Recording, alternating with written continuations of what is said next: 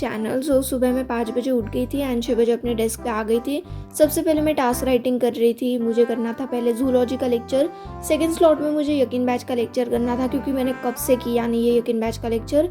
Then उसके बाद मुझे करना था सेल्फ स्टडी। सेल्फ स्टडी में मुझे जूलॉजी का रीडिंग करना था एंड डीपीपी वगैरह सॉल्व करना था।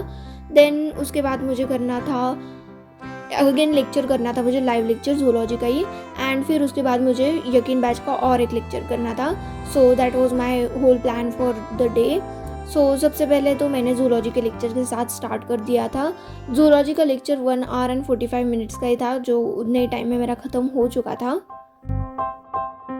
वैसे someone requested me to make a video on a topic which is मेरा पूरा टाइम टेबल क्या है, मेरा रूटीन क्या है, मैं अपने डिस्ट्रैक्शंस को कैसे अवॉइड करती हूँ, कंसंट्रेशन कैसे करती हूँ। तो ये सारी चीज़ें मैंने इस वीडियो में बताई है, तो stay tuned until the end guys.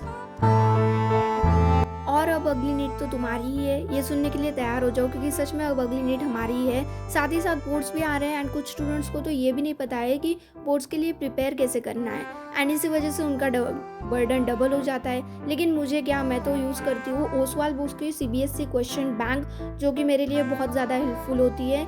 यहाँ पे मुझे 100% अपडेटेड सिलेबस के हिसाब से ही क्वेश्चन मिल जाते हैं। एक्सटेंसिव प्रैक्टिस होती है विद प्रैक्टिस पेपर्स। 3000+ क्वेश्चंस मिलते हैं मुझे इसमें एंड बोर्ड मार्किंग स्कीम के साथ आंसर भी मिलते हैं। देन टाइम रिवीजन हो जाता है with crisp revision notes, smart mind maps and mnemonics.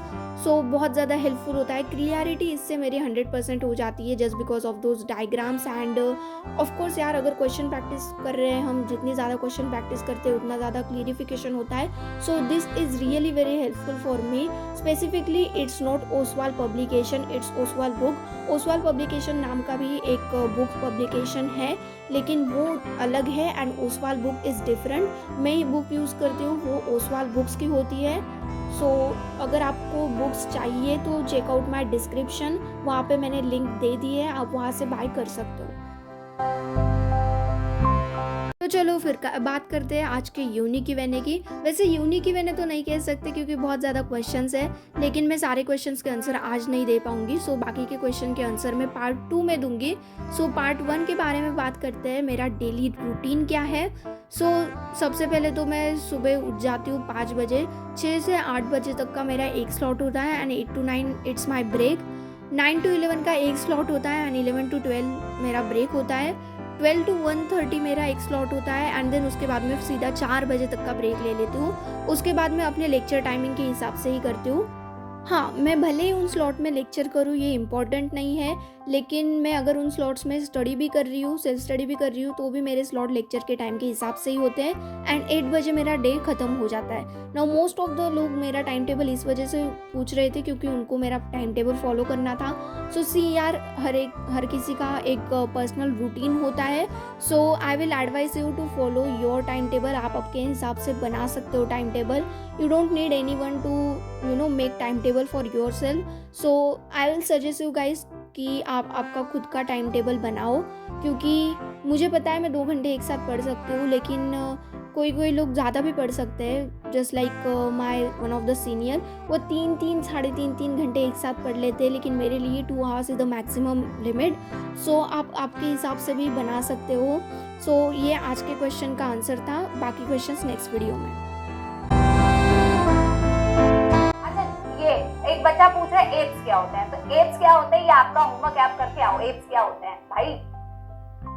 And न्यूट्रस, ठीक है। एक बच्चा कह रहा है बर्ड्स होते हैं एप्स। अच्छा, ओ भाई ओ भाई ओ भाई, क्या खतरनाक आंसर देते हो भाई।